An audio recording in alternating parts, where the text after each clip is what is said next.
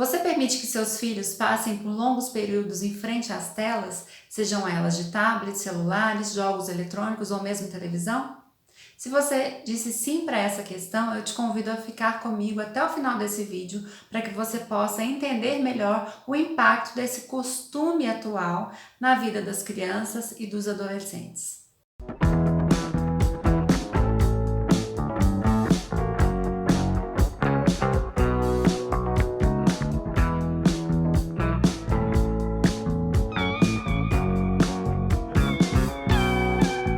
Se você ainda não me conhece, meu nome é Melissa, eu sou psicóloga clínica, mas também sou mãe do Theo, um garotinho de 6 anos. E esse vídeo foi motivado também pelo meu desejo pessoal como mãe de conhecer e me aprofundar melhor nesse tema, no impacto das telas no desenvolvimento infantil e adolescente. E eu fiquei assim bastante tocada com uma reportagem digital da BBC News que eu assisti recentemente, assisti não, a ouvir porque é por áudio, da Irene Hernandes Velasco, na qual o título da reportagem era o seguinte: por que o QI dos filhos agora é inferior ao nosso? Isso me chamou muita atenção, porque embora eu já conhecesse alguns dos impactos do tempo de exposição prolongado das telas nas crianças e nos adolescentes, a reportagem trazia uma informação mais recente de um livro de um neurocientista francês, Michel Demouget, que reuniu assim vários estudos e publicou o livro em 2020 falando exatamente do que pode acontecer. E eu queria muito compartilhar com você que é pai, mãe, para que a gente possa juntos pensar em alternativas melhores para que os nossos filhos não sejam impactados negativamente com o tempo muito grande de exposição das telas. Eu não sou contra, né, a gente apresentar a tecnologia, o mundo digital, não tem nem como não fazer isso, né? Se nós mesmos estamos como pais conectados muito profundamente às telas. Porém, a gente precisa entender que as crianças ainda não estão completamente, não têm ainda o sistema nervoso, o cérebro formado, né? E o desenvolvimento humano está ali acontecendo ainda, elas estão se desenvolvendo. No livro, até o neurocientista faz uma analogia com o cérebro infantil como se fosse uma massa de modelar, né? Dizendo o seguinte, que na infância, essa massa ainda é macia, fácil de modelar, ela aceita as modelagens que nós pais vamos estimulando, o ambiente também. Depois, né, com o passar do tempo, não é que ela cessa, não é que ela vai endurecer completamente, mas ela fica mais difícil de ser modelada. Então, por isso, o impacto nas crianças, o impacto quanto mais cedo, maior, né? E a gente vai falar um pouquinho sobre isso. Então, se é do seu interesse, fique aí. Se você ainda não é inscrito no canal, eu te convido a se inscrever para você ficar atento aos próximos conteúdos. E se gostar, não esqueça de curtir e compartilhar com os amigos. Então vamos lá, chega de conversa fiada e vamos à reportagem, né? Vamos aqui ao que eu aprendi e gostaria muito de compartilhar com vocês. O livro é A Fábrica de Cretinos Digitais. Olha só, o próprio nome já impacta bastante. Por quê, né? Por que esse nome? O que está acontecendo? Por muitos anos, para quem não sabe, né, o QI é um coeficiente de inteligência. Então, alguns cientistas, alguns estudiosos foram mensurando, foram medindo com o passar do tempo o QI de várias gerações e foram percebendo que havia sempre um aumento de uma geração para outra, o que significava que os nossos filhos sempre vinham, né, com um QI maior do que os nossos, do que o dos pais. Porém, algo chamou muita atenção dos cientistas recentemente em pesquisas mais atuais, que foi o declínio do QI de uma geração para outra. Sim, eles perceberam que o QI dos filhos que nasceram nessa geração digital, que eles estão chamando, está menor do que da geração anterior, menor que dos pais. E isso preocupou bastante os cientistas que foram investigar, né, mais a fundo para entenderem. E no livro ele conta justamente que alguns países que fizeram parte dessa pesquisa, porque é importante a gente dizer que não são países subdesenvolvidos, porque obviamente o QI pode ser afetado por condições socioeconômicas, né, uma alimentação muito restrita, enfim, não é o caso. Os países que participaram dessa pesquisa foram os seguintes, assim, só para vocês terem a ideia, assim, alguns deles: Dinamarca, Noruega, Finlândia e a França, né, entre outros. Então, olha só, são países que não têm muitos problemas, né, de diferenças, de desigualdades sociais que vão impactar no QI da população. Olha, eu sei que pode parecer bastante assustador e até às vezes sensacionalista. Nós, como pais, que às vezes precisamos das telas para nos ajudar, né, a realizar algum trabalho, para tomar um banho, aí quem fica sozinha com seus filhos sabe como as telas são importantes no dia a dia.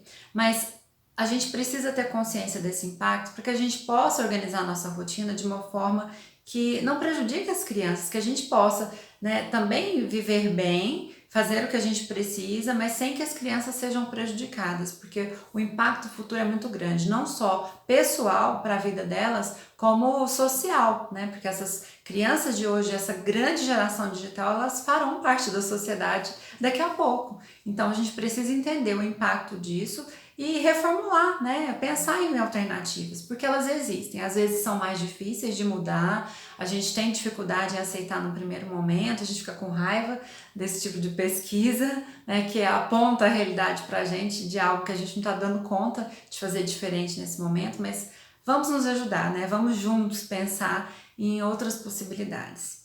Ó, as pesquisas já vêm, alguns estudiosos já vêm estudando esse tema há muito tempo e eles percebem em geral que o aumento do uso de tela diminui, né, o desenvolvimento cognitivo das crianças. Isso aí é uma coisa que é consenso. Isso acontece por vários fatores. Um deles é que os pilares da nossa inteligência são afetados.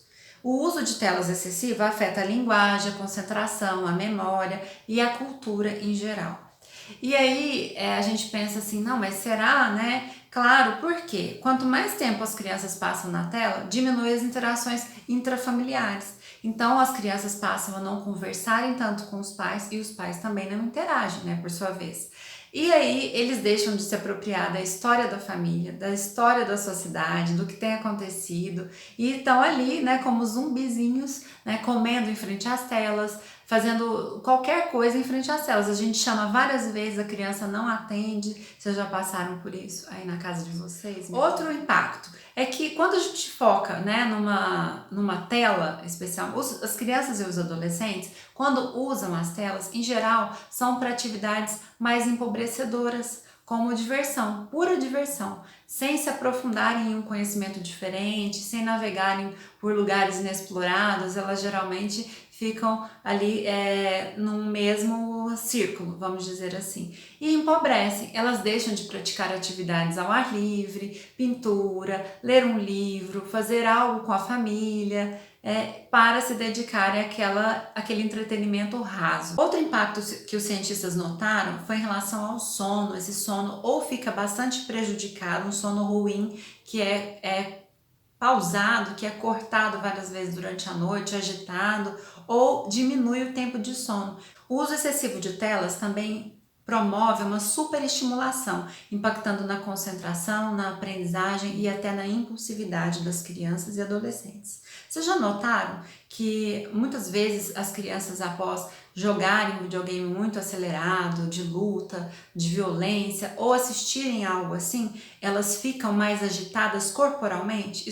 Você já notou isso de alguma maneira no seu filho?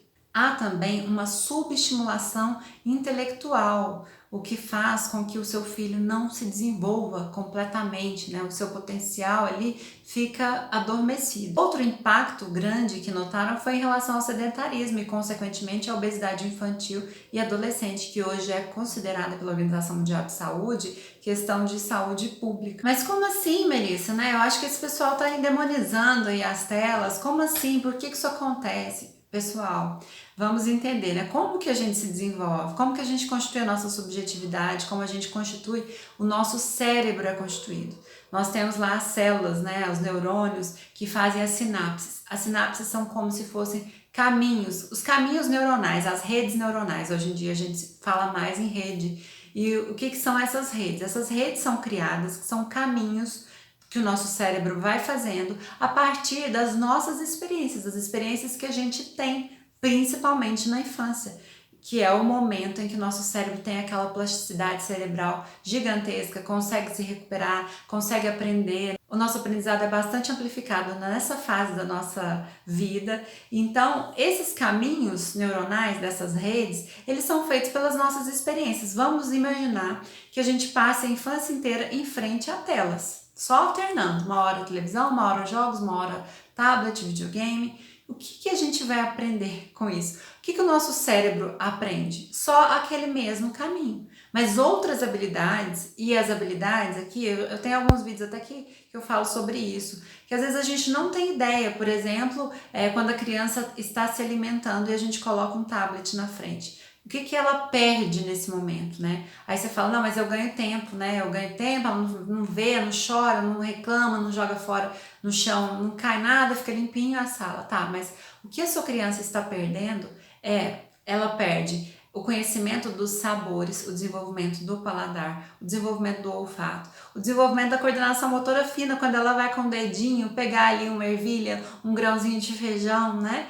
O sabor dos alimentos, a textura. Ela perde aquela oportunidade de você mostrar para ela quais são aqueles vegetais que ela está se alimentando. E aí você pensa, ela aprende depois. E aí, nesse momento, você está impedindo que os caminhos cerebrais dela sejam formados. Ela fica no mesmo caminho todos os dias, engolindo, você colocando na boca e ela olhando aquele desenho, aquela tela, para que ela possa comer mais rapidamente e não dá trabalho para nós. E aqui eu dei apenas esse exemplo com alimentação, mas aí vamos pensar, né? O que uma corrida num parque, andar de bicicleta, nadar, colocar a mão, pé na terra, na grama proporciona para essas crianças? Gente, o tempo grande, excessivo de exposição nas telas prejudica, atrasa a maturação cerebral. Tanto a maturação funcional quanto a maturação anatômica, acreditem. Ai, Melissa, pelo amor de Deus, né? Fala alguma coisa que é bom, né? O que é bom nas telas, nessa exposição? O cientista mesmo responde, né, nessa reportagem, vou deixar até o link para vocês, quem quiser ouvir a reportagem completa, vou deixar linkado aqui. Ele responde o seguinte, que o problema não é o mundo digital, não são as ferramentas, são esses caminhos empobrecedores e por um longo período de exposição numa idade tão pequena ainda. Então, por exemplo, se você quer introduzir a tecnologia com seu filho, acompanhe, né? Alterne, ele pode aprender palavrinhas diferentes, né? Num outro idioma, não que ele vá ser fluente ali, não é forçar a barra da criança, brincando, para ela aprender sobre um outro lugar, aprender a colorir, aprender a programar. A gente pode introduzir, o problema é ficar no mesmo. A mesma coisa, jogos violentos o tempo todo, sem parar, só jogar, a criança não assiste um vídeo educativo, a criança não se importa, em conhecer outras músicas, em assistir uma história, ouvir uma história, ler um livro. Então, não é que a tecnologia seja o problema é o excesso e a idade muito pequena ainda para que a criança ou adolescente fique exposto. E olha só, eu até anotei porque assim, é chocante quando a gente olha os dados, embora às vezes isso possa acontecer dentro da nossa própria casa, mas a gente não computa no dia a dia corrido, a gente sempre cansada, pensando que tá tudo certo ali e andando no automático. Mas olha aqui o tempo médio de exposição às telas que eles computaram naqueles países, tá, gente? Nem foi feito aqui no Brasil. Aqui no Brasil eu acredito que seja ainda maior a exposição às telas. 3 horas em média de crianças menores de 2 anos. Crianças de 8 anos, mais ou menos 5 horas por dia de exposição às telas e os adolescentes 7 horas ou mais de exposição. Agora façam as contas aí, façam as contas na sua casa, por mês, num ano, quanto tempo essa criança perdeu, quantos meses ela perdeu em frente a uma tela que ela poderia estar se desenvolvendo melhor. E aí às vezes a gente fala, não, mas não tem nada disso não, acho que isso é exagero, acho que esse cientista aí tá meio maluco, E a gente precisa olhar para os nossos filhos e tentar perceber. Porque às vezes quando eles começam o processo de escolarização, a gente vai perceber que eles estão mais aquém em relação à turma, eles não conseguem desenvolver a linguagem, eles não conseguem interpretar os textos que são propostos, não conseguem fazer o dever de casa sozinhos, e aí? E aí a gente precisa ligar a anteninha e pensar, será que, tem alguma coisa errada? E eu vou deixar só para a escola resolver? A escola sozinha não resolve. A gente precisa se aliar, A escola e a família juntos para fazer esse desenvolvimento infantil acontecer da melhor forma. Afinal, a gente quer o melhor para os nossos filhos. Às vezes, a gente no dia a dia está tão cansado, a gente está com tantos afazeres que recaem sobre nós, especialmente nós mulheres, que ficamos assim, né, com o trabalho maior em relação aos filhos, até aquele trabalho invisível de marcar consulta, de dar vacina, de pensar o que vai levar de lanche. Muitas vezes nós ficamos muito sobrecarregadas e utilizamos esse recurso das telas para que a gente possa respirar um pouquinho. Eu entendo assim perfeitamente vocês, né? Aqui em casa, muitos dias eu uso esse recurso, sim, né? Não tem como, ou a gente vai em algum lugar para a criança ficar ali mais quietinho um pouquinho, né? Aguentar esperar o tempo de consulta, de atendimento, a gente acaba dando o celular na mão delas.